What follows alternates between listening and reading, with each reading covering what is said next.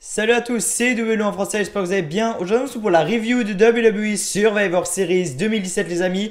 Avant de commencer, voilà, vous m'avez fait kiffer. Clairement, vous m'avez fait kiffer sur ma vidéo pronostic de Survivor Series. Elle a atteint 1600 vues en moins de un jour. On a tapé 136 likes, 136 likes. Que demande le peuple, sérieusement? Je vous en remercierai jamais. Voilà, 136 likes, c'est juste énorme. J'ai gagné énormément d'abonnés, mais bon, comme d'habitude, j'ai le bug entre guillemets. J'ai vu que les gens n'ont toujours pas vu que j'avais arrêté les rediffusions. Du coup, j'ai perdu des abonnés, j'ai gagné des abonnés, j'en ai perdu. Du coup, j'ai pas monté autant que ça. Mais on a fait 136 likes et je vous en remercie énormément, les amis.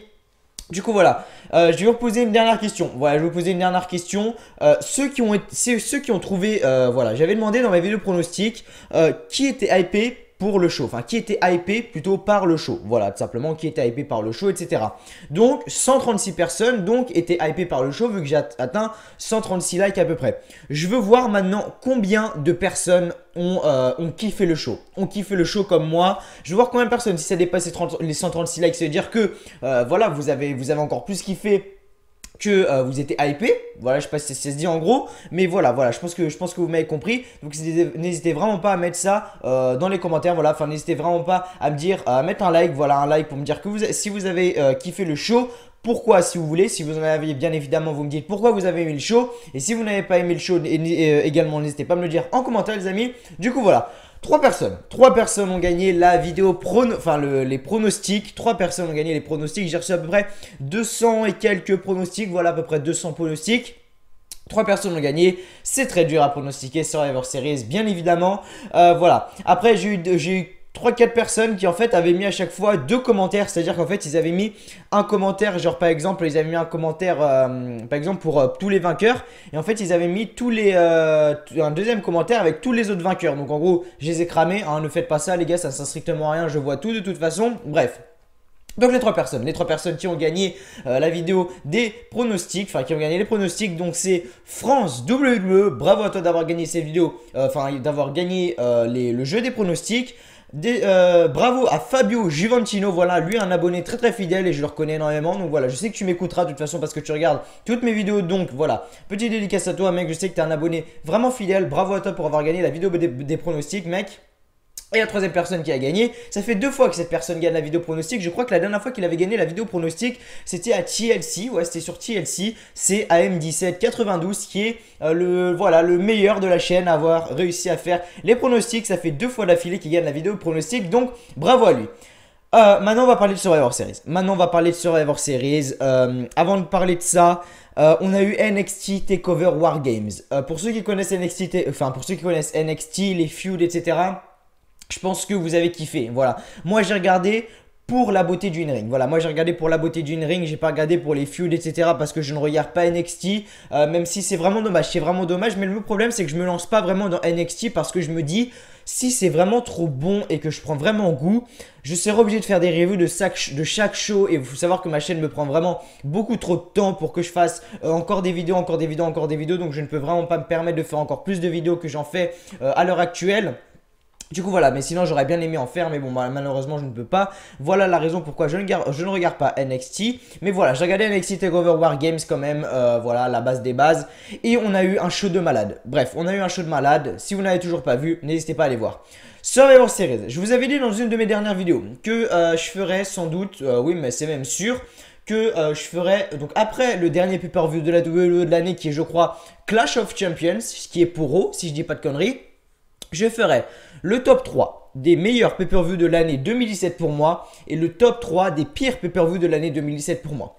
Survivor Series, il est dans le top 3. Pour moi, Survivor Series il est dans le top 3. Je vous dis pas à la combienième place, etc. Mais il est dans le top 3, mais largement. Survivor Series, pour moi, c'est le, voilà, je vais vous le dire, c'est le meilleur, pour moi, c'est le meilleur pay-per-view de l'année. Pour moi, ça a été le meilleur pay-per-view de l'année. J'ai pris un énorme plaisir à regarder ça. Si vous voulez, en fait. Moi je travaille tôt, donc c'est à dire qu'en fait je me suis levé, il était à peu près 3h, ouais c'est ça, 3h30. C'était donc quand je me suis réveillé, c'était donc quand je me suis levé, c'était le match Charlotte contre Alexa Bliss. Du coup j'ai vu la moitié du match en entier. J'ai vu le match AJ Styles contre Brock Lesnar en entier et j'ai vu la moitié du match Raw contre SmackDown au niveau des hommes dans le main event. Du coup voilà, j'ai vu ça en entier et ce que j'ai fait c'est qu'après je suis rentré chez moi et j'ai regardé le show en highlight, voilà, en coupé, voilà, si je peux dire ça comme ça, enfin vous savez ce que c'est un highlight bien évidemment, en condensé si vous préférez. Mais là, je vais faire mes trucs, machin, je vais faire mon montage, je vais bosser sur la chaîne, etc. Et ce que je vais faire après, je vais aller regarder le show en entier. Et je vais regarder le show en entier parce que c'était du pur bonheur. Survivor Series, ça a été le meilleur pay-per-view de l'année pour moi. Et n'hésitez vraiment pas à me dire dans les commentaires, n'hésitez vraiment pas à me le faire savoir en bombardant cette barre des likes, en me disant pourquoi vous avez aimé, pourquoi vous n'avez pas aimé, si vous n'avez pas aimé, etc. Mais comment n'avez-vous pu ne pas aimer? Ça a été un show mais magnifique, magnifique Survivor Series 2017, franchement, voilà. Que demander de mieux? The Shield contre le New Day, match magnifique, magnifique match. Les deux équipes dans le ring étaient juste excellentes. Le match des Women c'était bof, voilà. Je m'attendais vraiment à mieux. Le match des Women entre le 5 contre 5 des Women c'était vraiment bof. Je m'attendais vraiment à mieux. Baron Corbin contre le Miz c'était à chier. Mais bon voilà, on le sait, hein, le Miz Baron Corbin, j'attendais pas grand chose de ce match. Juste avec les deux, in ring n'était pas vraiment très bon. Double contre The Uso, que demander de mieux également. Les Usos mais ils sont juste excellents. Les Usos c'est mon équipe préférée. C'est mon équipe préférée et je pense que c'est même l'équipe que je préfère depuis que je regarde la WWE. Donc ça fait depuis 2011 maintenant peut-être que je regarde la WWE, ça fait vraiment très longtemps. 2011 que je regarde la WWE, je pense que c'est comme vous, un NT1 à 1h du matin le samedi soir, je pense que vous savez un peu ce que je veux dire. Alors attendez, hop là, 2 minutes, voilà. Et du coup voilà, les Usos, magnifique. Charlotte contre Alexa Bliss, également un excellent match. Je vais rentrer dans les détails plus après, mais Charlotte contre Alexa Bliss. Alexa Bliss, je vais l'avouer, ça je vais en parler plus tard. Victoire de Charlotte, bien évidemment. Charlotte le cœur, qui a gagné ce match contre donc Alexa Bliss ce soir. AJ Styles contre Brock Lesnar, magnifique match également, magnifique fin également. Je m'attendais à autre chose, voilà, mais ça je vous le dirai plus précisément après. Et le 5 contre 5, Raw contre SmackDown, donc voilà. Voilà, on va commencer. On va commencer la review de Survivor Series qui s'est déroulée à Houston, Texas. Raw a gagné, Raw est le meilleur, donc le meilleur show de l'année 2017 les amis. Raw a gagné 4-3, voilà 4-3. C'est-à-dire que 4 matchs ont été gagnés par Raw et 3 par SmackDown Live. Magnifique show. Donc voilà, on va commencer tout de suite la review de WWE Survivor Series. C'est parti.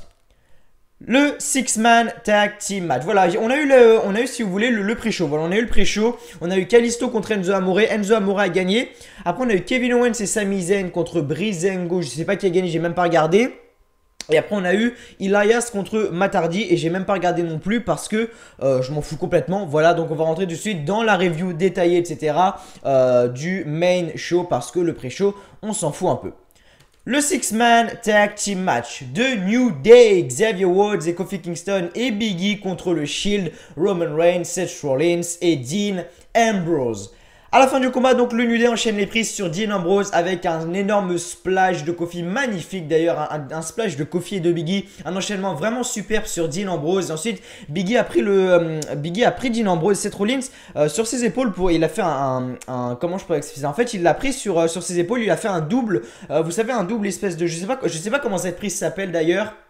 Bref, après Kofi a tenté de tomber, mais Roman Reigns a fait un spear sur Big E qui est tombé sur Kofi. Et ensuite voilà que le New Day, le Shield enchaîne les coups et Reigns fait finalement son spear sur Kofi Kingston et le Shield enchaîne avec un triple powerbomb Joe du coin sur Kofi Kingston et Dean Ambrose le couvre pour la victoire. C'était vraiment un match magnifique. Voilà, c'était vraiment un match magnifique. Le New Day est juste excellent dans le ring. Ils ont beau nous faire rire, etc. Ils ont beau être marrants et tout. Faut pas les prendre à la légère. Le New Day. C'est juste une équipe magnifique et voilà. C'est une équipe magnifique, le Shield également est magnifique, même si pour moi le retour est raté comme je vous ai dit. Parce que, voilà, le retour est raté pour moi comme je vous ai dit parce que les mecs méritent mieux que le New Day. Le New Day, comme je l'ai dit, ça a beau être une équipe magnifique, le Shield mérite beaucoup mieux que le New Day. Même si le New Day, comme j'ai dit, est vraiment une équipe magnifique. Mais bref, on a eu vraiment un très gros match entre ces deux équipes et je suis content. Voilà, je suis content. Ça a mis une très grosse adrénaline pour l'opener. En coulisses, Stephanie McMahon motive son équipe féminine de Raw jusque-là. Rien d'assez intéressant. Elle dit alors Sasha Banks, t'es prête, machin, t'es la boss, machin. Elle dit à Nia Jax, alors le monstre des femmes, je sais pas quoi. Enfin bref, elle motive son équipe de Raw en gros. Et donc ensuite, on a donc le 5 contre 5, on a tout simplement le 5 contre 5 Elimination Tag Team Match au niveau des femmes, donc Raw contre SmackDown. Donc SmackDown, l'équipe de SmackDown était composée donc de Becky Lynch, Carmella, Natalya, Tamina et Naomi accompagnée de Lana, voilà, contre l'équipe de Raw. Donc l'équipe de Raw qui était composée de Alicia Fox, Nia Jax, Bayley, Sasha Banks et Asuka. Voilà, donc la première éliminée. Donc comment s'est déroulé le match? La première éliminée donc c'était Becky Lynch qui était éliminée. La première avec un roll-up de Bayley. Donc si vous voulez, je crois que Becky Lynch était sur le ring en premier avec Alicia Fox en main. Becky Lynch elle veut prendre le bras d'Alicia Fox ou un truc comme ça, et Bayley elle sort de nulle part, je sais pas d'ailleurs, c'était pas la fille légale pourtant, elle fait un roll-up sur Becky Lynch et l'arbitre tente le compte de 3. Sur ce coup là j'ai pas vraiment compris, et du coup Becky Lynch a été éliminée par un roll-up de Bayley. Ensuite Tamina élimine Bayley avec un énorme splash, du coup c'est un 4 contre 4 du coup. Nia Jax ensuite se retrouve éliminée par le compte de 10 lorsque Tamina la sort avec un super kick et que Naomi la garde seule avec un cross Brody, donc magnifique du coup. L'équipe de SmackDown mène, donc l'équipe de SmackDown a 4 superstars et l'équipe de Raw en a 3. Naomi donc ensuite élimine Alicia Fox avec un magnifique roll-up, mais Sasha Banks entre sur le ring et lui applique directement son bank statement pour faire taper Naomi et l'éliminer. Donc il reste tout simplement Natalya, donc il reste Natalya et Carmella. Oui c'est ça, j'ai des conneries. C'est Natalya, je sais plus. Je crois que je crois qu'il reste Natalya et Carmella si je me souviens bien. Ouais, je crois que c'est ça. Il reste Natalya et Carmella du coup, et du côté de Raw il reste Asuka, donc c'est un 2 contre 1. Ensuite donc Asuka élimine Carmella avec un run kick magnifique d'ailleurs, magnifique le run kick de Asuka pour le compte de 3. Donc Carmella est tout simplement éliminée et du coup il reste ah non, je dis une connerie. Non, je dis des conneries les gars, c'était pas Carmella. Oubliez tout ce que j'ai dit, bref. Donc à la fin du combat, donc Tamina bloque le bank statement sur Natalya. What the fuck?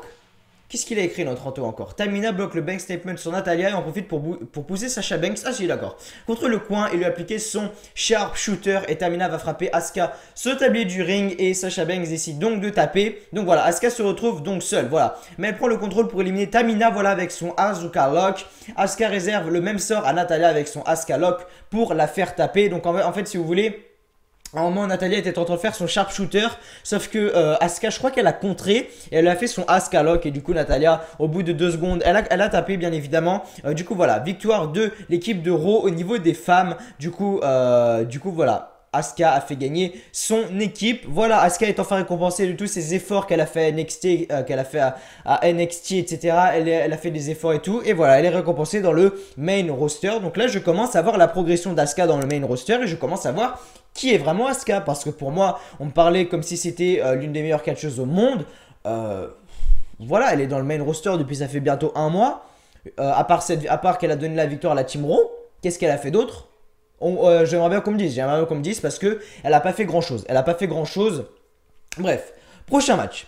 Le champion intercontinental contre le champion des États-Unis, le Miz contre Baron Corbin. Le Miz, comme d'habitude, accompagné du Miz to Rage, Kurt Axel et Bo Dallas. Donc le match était vraiment bof. Voilà, le match était vraiment bof. Hein. Il y avait Maryse aux abords du ring. Voilà, c'était un match bof. C'était le match où je me suis fait le plus chier de la soirée. Clairement, je vous le dis honnêtement. Baron Corbin contre The Miz, c'était tout mou. Les mecs sont. En fait, Baron Corbin a une gimmick qui sauve son in-ring, et le Miz a un niveau au micro qui sauve également son in-ring.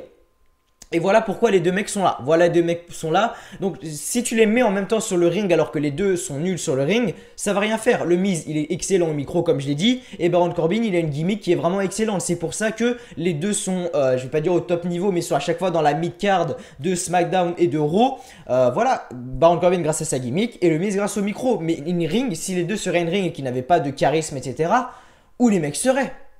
Sérieusement, avec Kurt Hawkins en train de jobber au fond de la forêt, ça serait sûr. Bref, à la fin du combat, donc le Miz enchaîne des dropkicks contre le coin, mais Baron Corbin le bloque avec un magnifique End of Days de nulle part.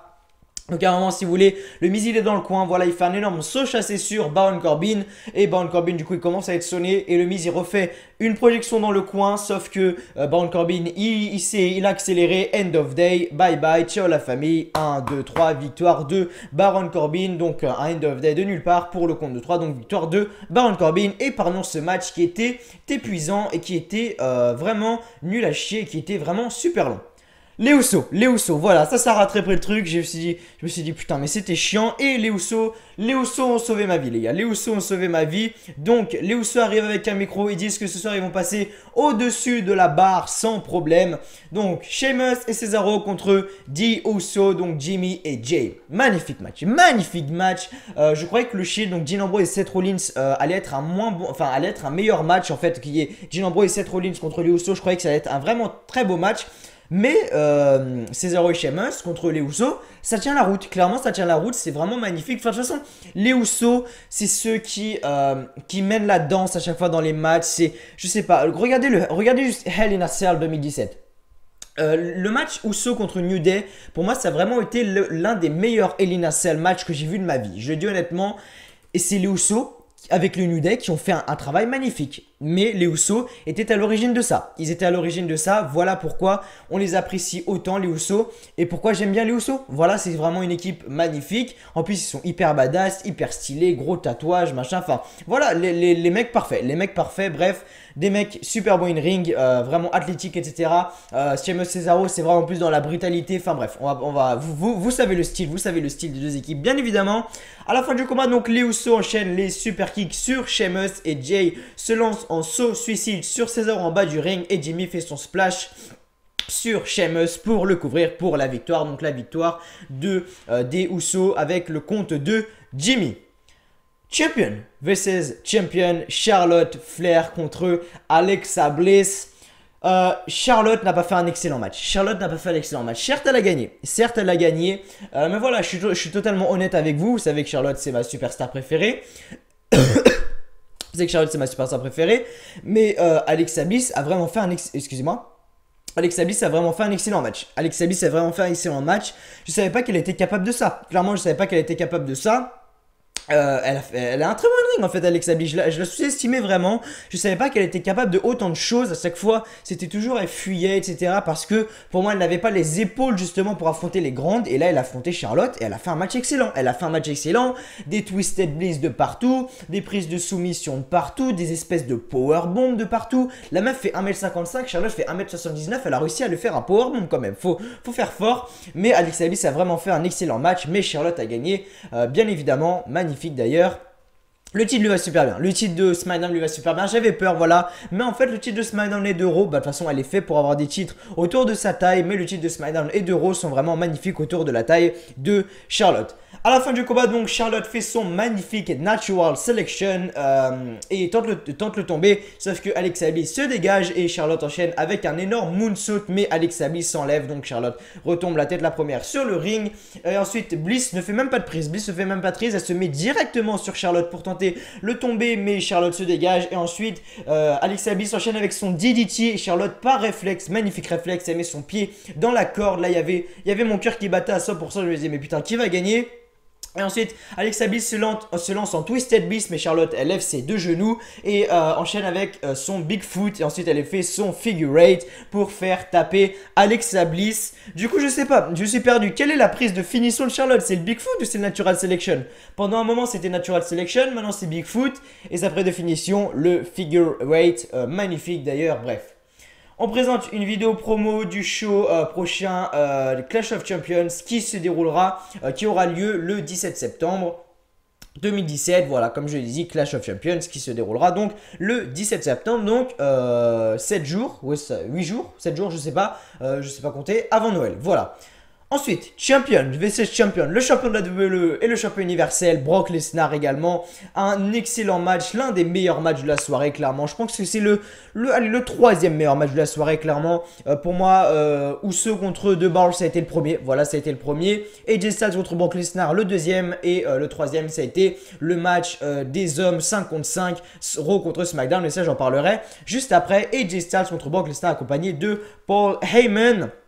Je croyais que le match allait se finir comme ça, c'est-à-dire que je croyais qu'en fait, si vous voulez, Brock Lesnar en fait allait porter des souplexes, comme je vous l'avais dit dans ma vidéo pronostic de Survivor Series. Je croyais que Brock Lesnar en fait allait porter plein de souplexes, vous savez comme il fait à chaque fois, souplex, pardon. Et à un moment, AJ Styles allait contrer et allait lui faire un style clash pour gagner le match. Mais non, ça s'est pas du tout passé comme ça, en fait, Le match était excellent, on a eu des magnifiques spots, on a eu comment ça s'appelle, 45 Splash de AJ Styles, vraiment magnifique. Et comment s'est fini le match en fait, si vous voulez? AJ Styles fait un premier phénoménal forearm sur Brock Lesnar. 1, 2, Brock Lesnar se dégage, voilà, à la magie de l'homme. Et deuxième fois, phénoménal forearm, sauf que Brock Lesnar le chope à la volée, magnifique F5, 1, 2 et 3, victoire de Brock Lesnar, magnifique. C'était juste, regardez juste ces 10 secondes là. Quand AJ Styles se projette, Brock Lesnar il le chope sur les épaules, F5. Regardez juste ça, vous allez kiffer. Juste ça, ça résume la beauté du show qu'on a eu ce soir à Survivor Series. Et c'était magnifique, clairement c'était magnifique. Survivor Series, meilleur pay-per-view de l'année. On présente ensuite donc une vidéo sur la rivalité de Raw contre SmackDown Live, donc le 5 contre 5 Survivor Series Elimination Tag Team Match. Donc l'équipe de Raw était composée donc de Kurt Angle, Finn Balor, Samoa Joe, Braun Strowman et Triple H. Et l'équipe de SmackDown était donc composée de Shane McMahon, Randy Orton, Bobby Roode, Shinsuke Nakamura et enfin John Cena. Braun Strowman élimine Shinsuke Nakamura avec son Running Power Slam. Donc l'équipe de Raw est à 5 contre 4.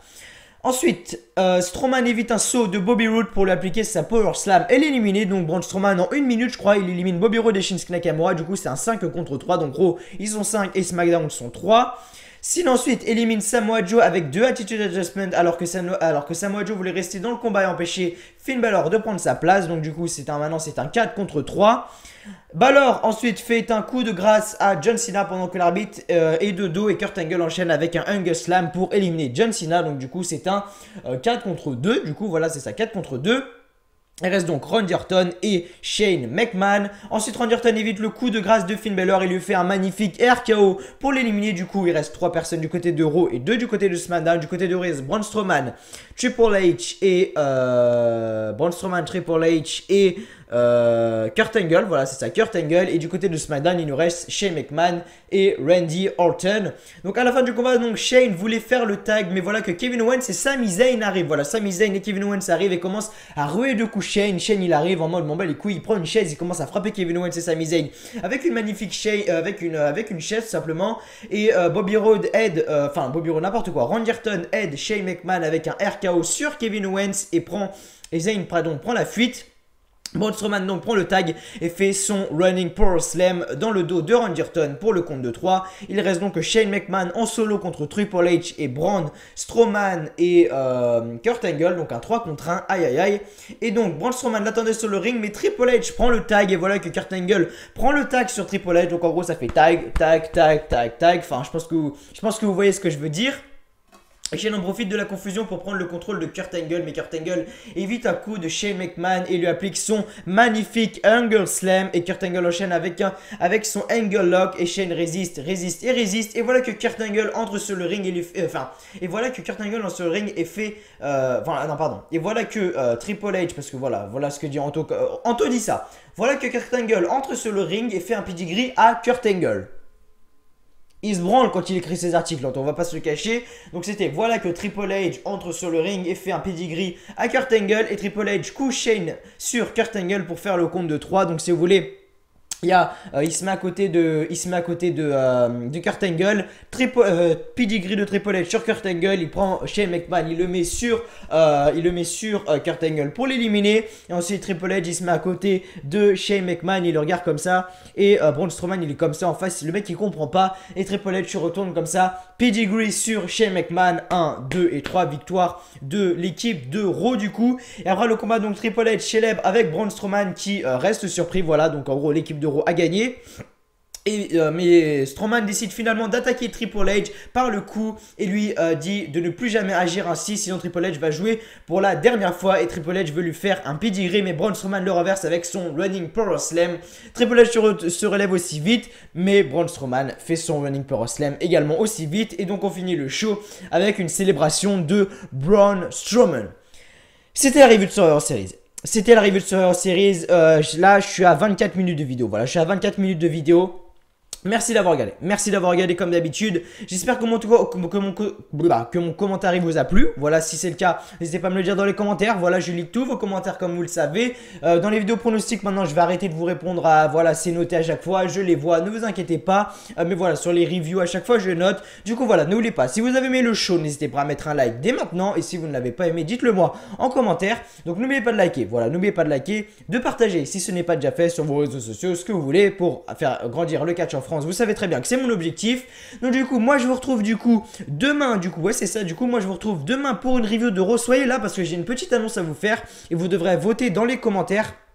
Et ça me ferait extrêmement plaisir que vous m'aidiez, voilà, tout simplement parce que j'ai vraiment besoin, je vais pas dire d'aide, mais voilà, c'est un espèce de besoin, si je peux appeler ça comme ça. Donc voilà, vraiment soyez là dans la review de Raw demain et n'hésitez pas à me donner un maximum d'idées. Rendez-vous du coup mercredi pour la review de SmackDown Live et du coup rendez-vous samedi du coup pour l'épisode numéro 3 si tout se passe bien de mode univers avec Seth freaking Rollins. Bref, j'espère que cette vidéo vous aura plu. Donc comme je vous l'ai dit, avant de finir, n'oubliez pas de liker, de partager, de commenter, de vous abonner si ce n'est pas déjà fait. Et donc moi je vous dis à demain pour la review de Raw. Allez, salut à tous.